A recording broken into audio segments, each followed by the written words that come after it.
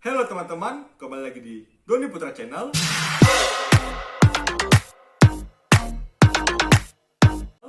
Baiklah teman-teman, pada kesempatan kali ini kita akan membahas geopolitik Indonesia. Sebelumnya kita akan membahas tentang teori dari geopolitik. Saya akan menyampaikan menurut para ahli, tetapi hanya dua pendapat saja. Yang pertama, teori Frederick Russell pada tahun 1897. Teori ini biasanya disebut sebagai teori ruang Russell yang menyebutkan bahwa suatu negara dalam hal-hal tertentu dapat disamakan dengan organisme, yaitu mengalami fase kehidupan dan mengalami kombinasi dua atau lebih antara lahir, pertumbuhan, berkembang, mencapai puncak, surut, kemudian mati. Inti dari teori ini adalah ruang yang tempati kelompok-kelompok atau negara-negara mengembangkan hukum ekspansionisme di bidang gagasan, perutusan, atau bidang produk. Selanjutnya, menurut Alves Knight pada tahun 2006, yaitu suatu bidang studi mengenai hubungan timbal balik antara politik, geografi, kekuasaan, dan interaksi yang timbul antara satu dengan yang lain. Secara umum, pengertian dari geopolitik adalah suatu ilmu atau studi mengenai penyelenggaraan suatu negara yang di setiap kebijakannya dikaitkan dengan permasalahan-permasalahan geografi. Nah, teman-teman, tadi kan kita sudah bahas tentang teori geopolitik menurut Pak Aldi. Sekarang saatnya kita bahas geopolitik di Indonesia. Geopolitik di Indonesia disebut dengan wawasan Nusantara. Fungsi dari wawasan Nusantara antara lain sebagai pedoman, sebagai motivasi, sebagai dorongan, sebagai rambu-rambu dalam penyelenggaraan seperti pengambilan keputusan, pengambilan kebijaksanaan, serta penyelenggaraan negara baik di tingkat pusat, daerah, ataupun di seluruh kegiatan rakyat Indonesia. Tujuan dari wawasan Nusantara tersebut, teman-teman, adalah untuk mewujudkan nasionalisme tinggi di segala aspek kehidupan rakyat Indonesia dengan mementingkan kepentingan nasional dibandingkan kepentingan kelompok, kepentingan golongan, kepentingan suku, ataupun daerah. Baiklah teman-teman, untuk informasi yang lebih detail tentang wawasan Nusantara, tonton sampai habis ya teman-teman.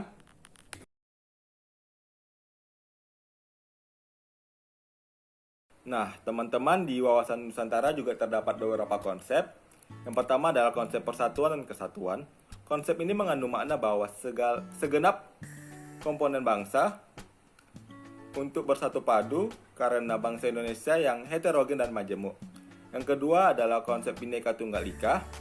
Konsep ini mengajak segenap bangsa bahwa keanekaragaman etnis, ras, agama merupakan realita yang dapat digunakan untuk memajukan bangsa dan negara. Selanjutnya adalah komponen dari kebangsaan. Komponen kebangsaan adalah komponen yang mengajak segenap komponen bangsa untuk memiliki persepsi yang sama tentang kebangsaan negara, suatu kebangsaan. Selanjutnya adalah konsep negara kebangsaan.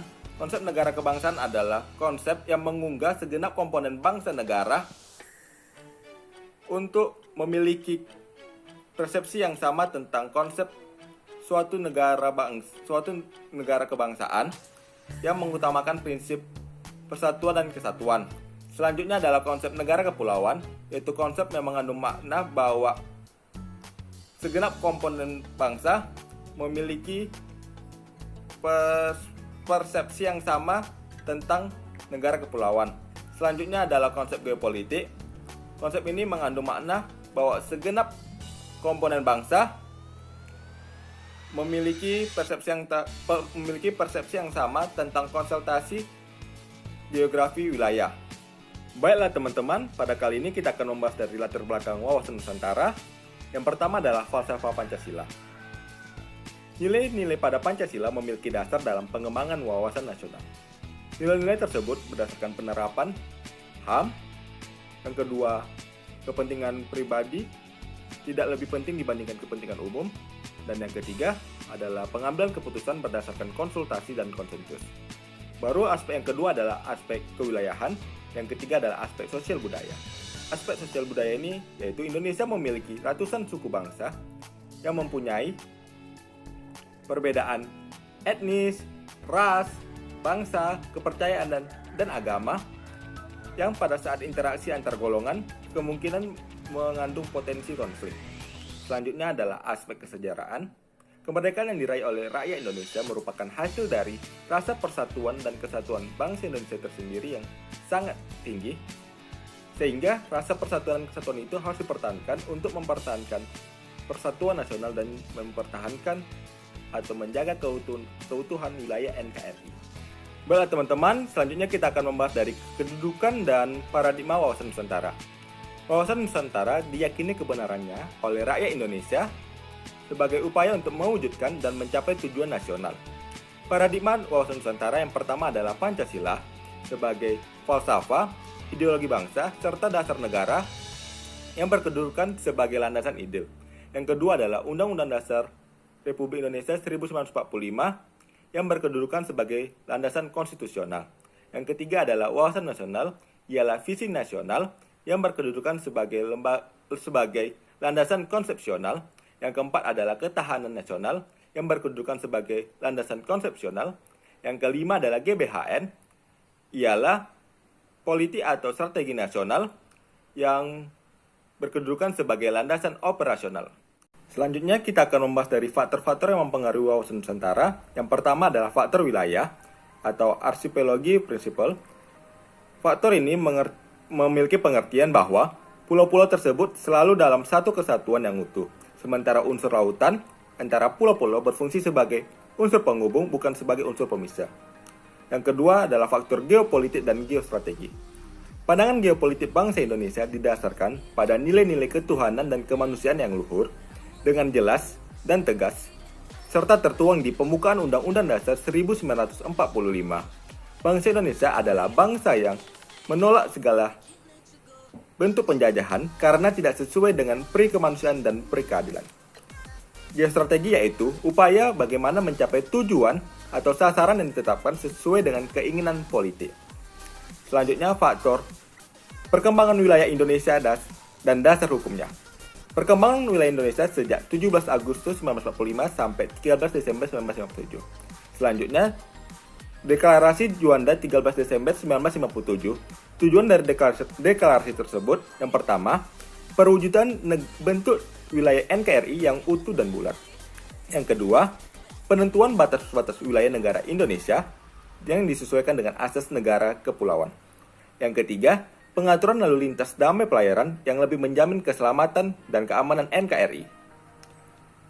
Baru selanjutnya tanggal 17 Februari 1969, yaitu Deklarasi Landas Kontinen. Deklarasi tentang landas kontinen negara Republik Indonesia merupakan konsep politik yang berdasarkan konsep wilayah. Deklarasi ini dipandang pula sebagai upaya untuk mengesahkan wawasan Nusantara.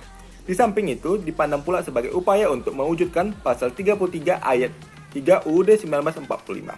Selanjutnya adalah JEE atau Zona Ekonomi Eksklusif. Alasan pemerintah mengumumkan JEE adalah yang pertama, persediaan ikan yang semakin terbatas. Yang kedua, kebutuhan untuk pembangunan nasional Indonesia. Yang ketiga, JEE mempunyai kekuatan hukum internasional.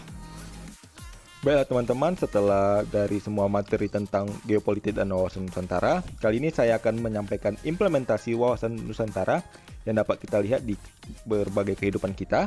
Yang pertama di kehidupan politik, yaitu menciptakan iklim penyelenggaraan negara yang sehat dan dinamis, serta mewujudkan pemerintah yang kuat, aspiratif, dan dipercaya. Kemudian dapat kita lihat di kehidupan ekonomi, yaitu menciptakan tatanan ekonomi yang benar-benar menjamin pemenuhan dan peningkatan kesejahteraan. Selanjutnya di kehidupan sosial budaya, yaitu menciptakan sikap batiniah dan lahiriah yang mengakui, menerima, dan menghormati segala bentuk perbedaan.